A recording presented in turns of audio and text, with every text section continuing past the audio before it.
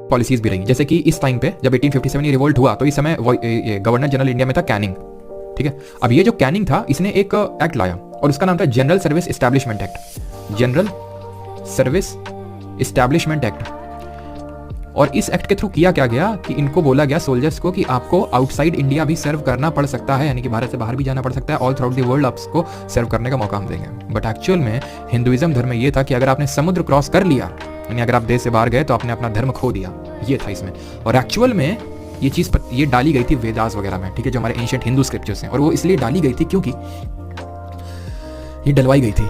मैंने आपको बताया था कि एक लैंड ओनर हुआ करते थे, हिस्टोरिकल टाइम से देख रहे हैं हम लोग, एंशिएंट हिस्ट्री हम पढ़ के आ रहे हैं, मेडिवल हिस्ट्री में भी देखा कि जो पार्ट ऑफ जो लैंड का ओनर है वो नहीं चाहेगा कि जो उसके पेजेंट है जो उस पर काम कर रहे हैं वो बाहर कहीं चले जाएं। तो इसलिए हिंदू स्क्रिप्चर्स में ये चीज़ डलवाई गई कि आप जो है अगर बाहर जाएंगे तो आपका धर्म खो जाएगा। और वो चीज़ हमारे अंदर एकदम एंगल्फ हो चुकी थी कि मतलब बाहर जाना मतलब धर्म खोना। तो ये भी एक कारण था जो कि एक ब्रिटिश पॉलिसी थी।